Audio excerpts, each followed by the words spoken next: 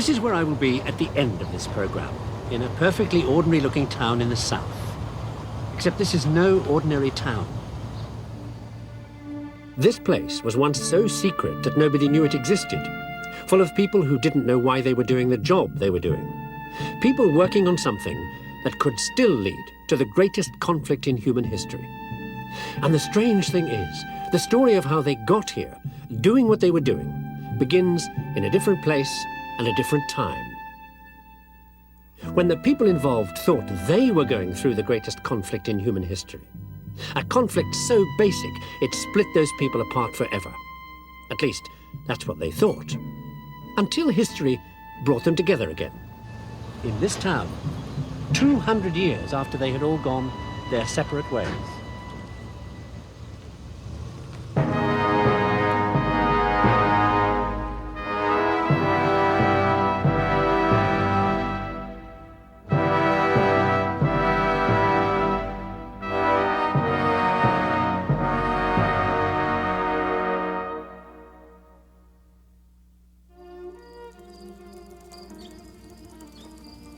That first conflict I mentioned happened in 18th century England, and it was all about having a sweet tooth.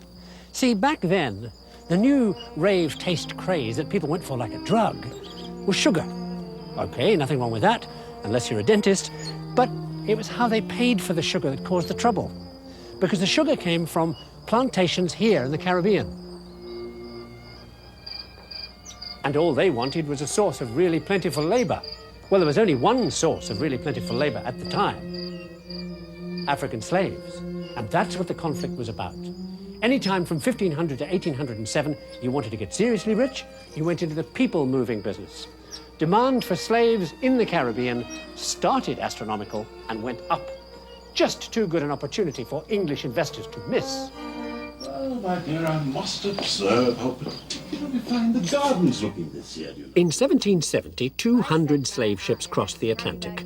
30 years later, 1,200, carrying people you could get $30,000 a head for. Mind you, it wasn't all plain sailing. Unspeakable conditions on board meant there was an average commodity loss, euphemism for death, of around 10%. But with profits like that, who cared? Overall, a total of 12,420,000 Africans were forcibly and profitably, quote, settled, unquote, in the New World. But even here on the Caribbean sugar plantations, and back in England, there were arguments about slavery almost from the start. Not, of course, on ethical grounds. Heavens, no. The row was about money. The man's a buffoon, you know. Sugar beet growers in Europe complained about slaves being cheap labor, which they were. Boring economists like Adam Smith said that slavery would reduce the workers' incentive. I expect it did. On the other hand, the English Treasury took the view that slavery produced more sugar, that produced more sugar taxes, and that was an easy source of revenue. Times are not easy. Every day one hears of another estate being handed over to one of those obnoxious London brokers. The entire island should be theirs, I fear, before long. The plantation owners argued they couldn't produce the goods without Africans, any more, they said, than the ancient Egyptians could have built the pyramids without slaves.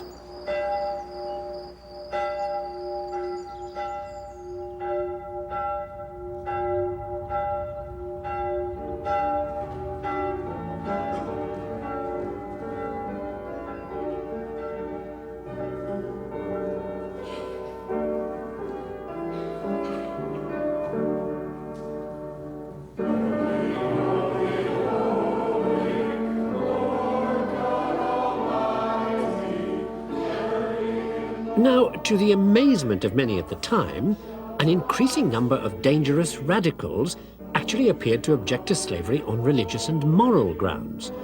Radicals with revolutionary tendencies, like the Presbyterians and other free church people, some of whom went so far as to force their members to free any slaves they had.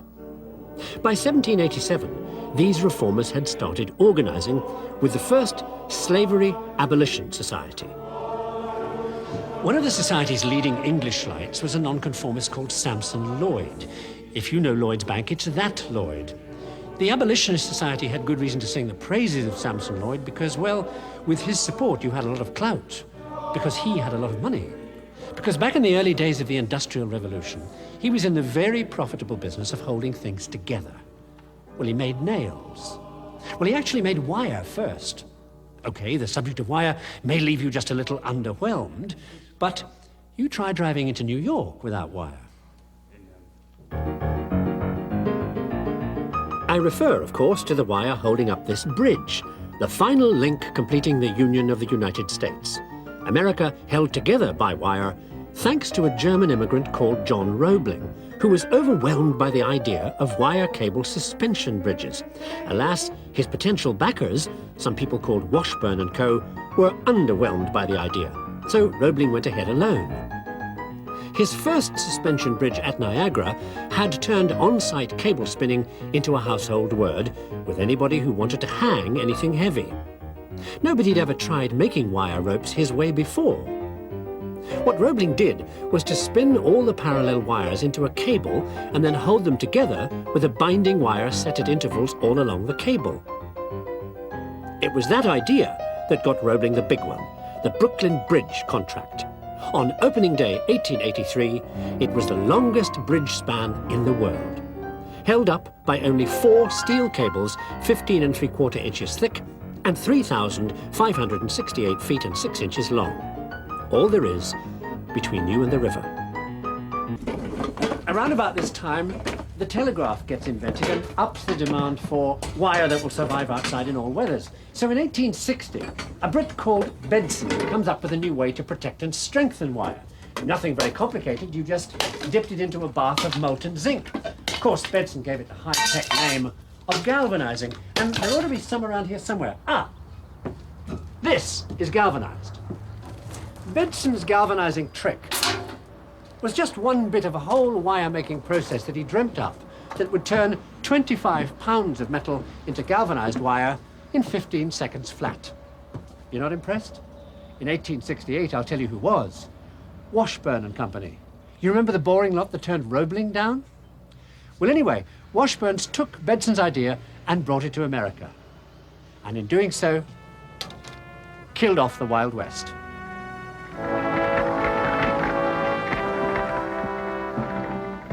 See, 6 years earlier, the Homestead Act had started giving 160 acres free to anybody over 21 who'd settled it. You lived on the land for 5 years, and it was yours.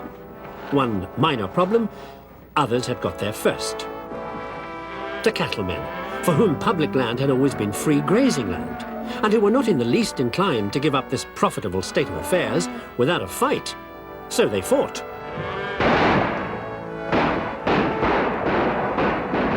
The sodbusters won in the end, thanks to Washburn and Co. and the galvanized wire they produced, because in 1874, some people in DeKalb, Illinois, came up with an amazing new idea for cattle control. Mass-produced, it was basically just 2 strands of twisted galvanized wire, held together at intervals by small turns of wire with sharpened points that stuck out sideways to form a kind of barbed spur. It was barbed wire that ended the range wars and killed off the Wild West because it killed off the cowboy. So with farmland protected from animals like this, the face of America would change and the country would become the breadbasket of the world, thanks to corn.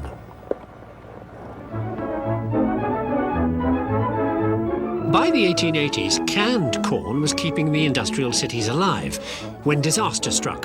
For some reason, the cans turned the corn black. Nothing worked until they tried dipping the cans in a free byproduct of Bedson's old galvanizing process, molten cadmium. Worked a treat. Then cadmium turned out to be toxic enough to kill you.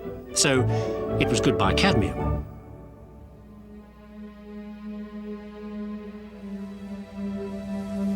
Almost.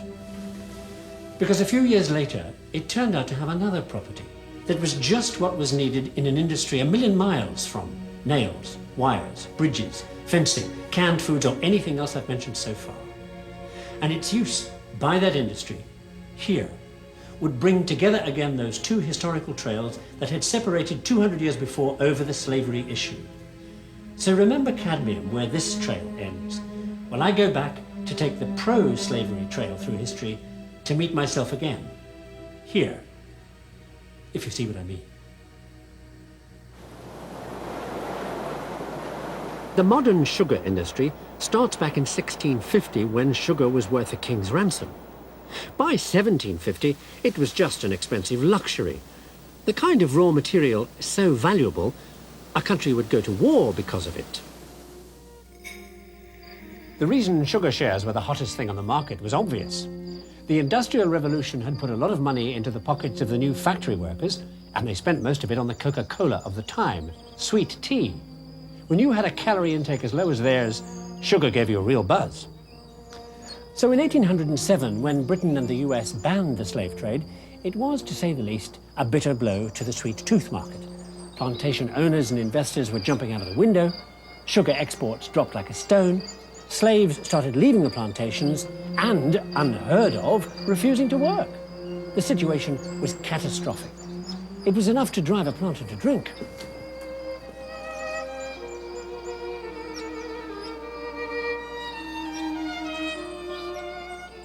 You won't be surprised to know, given the bad jokes I make, that drink was where the solution to the problem would come from, to save the plantation owners and put the rum in rum and coke, thanks to a contraption called a multiple effect evaporator, invented in 1843, the sugar maker's sweet dream. It worked just like that steam cooking thing over there.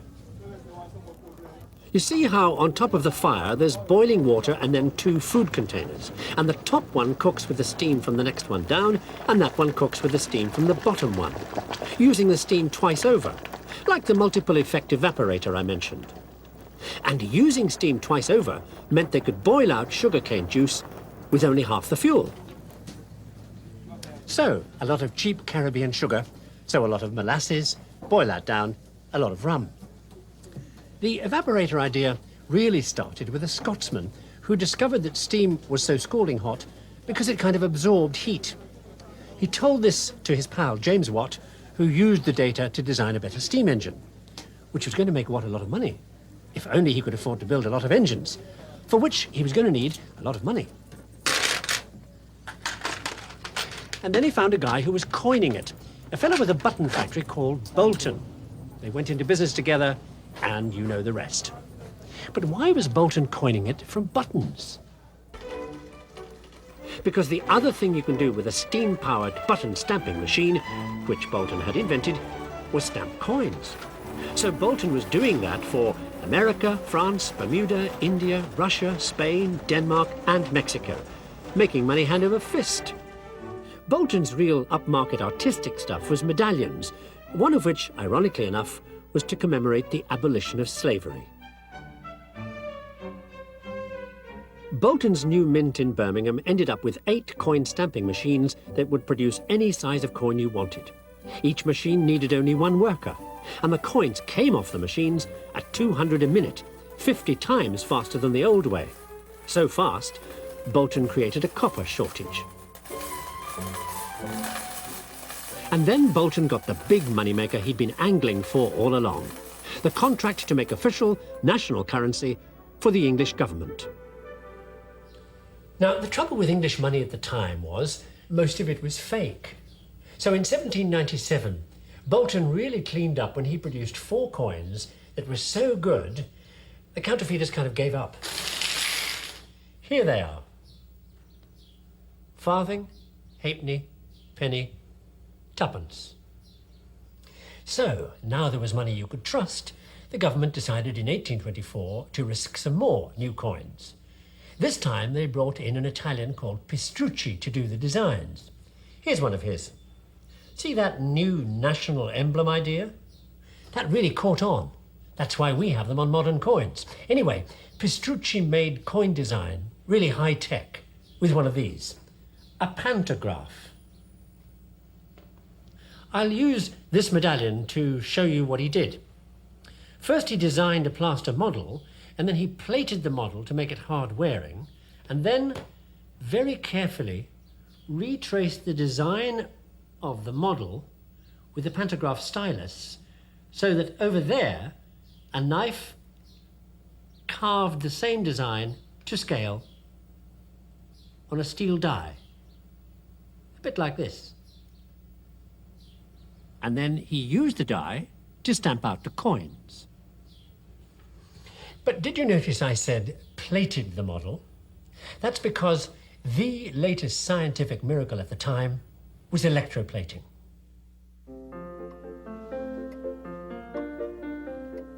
Which brings me, alas, to one of history's greater bores, a self-made English science hero called Michael Faraday.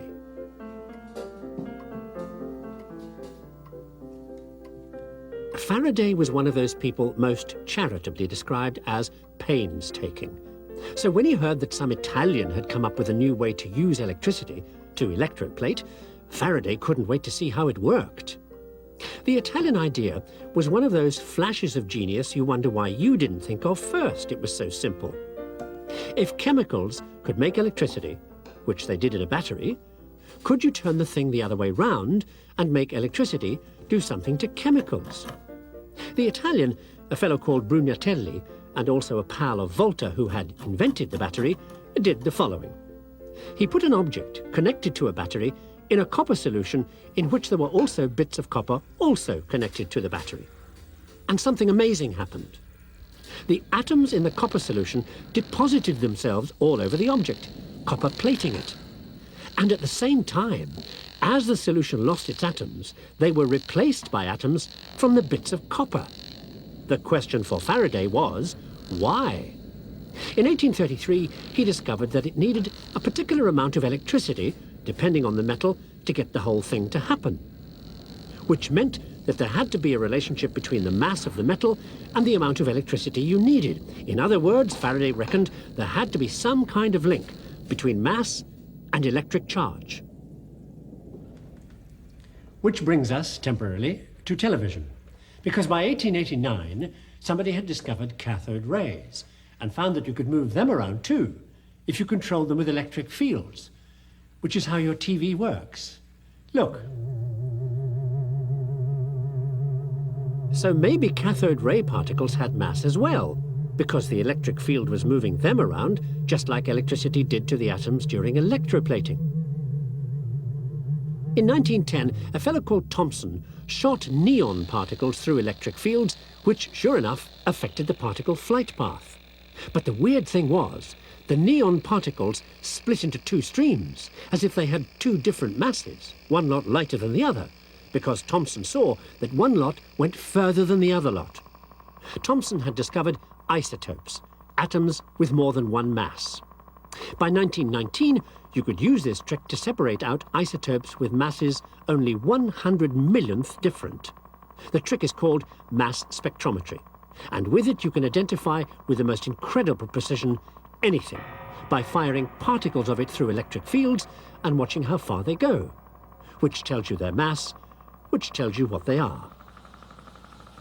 Which means you can do all sorts of good things like forensic investigation by identifying minute traces from a scene of crime, or tag an isotope tracer onto the medication somebody's taking and watch where it goes as the drug is absorbed by their body. Or identify terrorists, because you can analyze the most minute residue of explosives they might happen to have on their hands.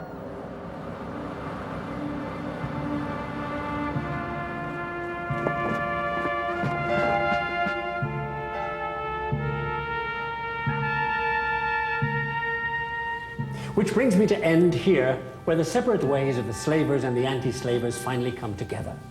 Because this pro-slavery trail I've just been following led to mass spectrometry being used to separate out the high-fission isotopes of uranium-235 from the abundant but less effective uranium-238. And thanks to the trail triggered by the anti-slavery people, cadmium, you remember the stuff the canners used to plate the insides of the cans with, cadmium ended up being used as a neutron absorber in the rods controlling the speed of the fission reaction of the first nuclear pile. Remember this place? So, having gone their separate ways, split apart by the most explosive issue of the 18th century, history finally brings the two sides together again, here, at the birthplace of the most explosive issue in the 20th century, atomic weapons.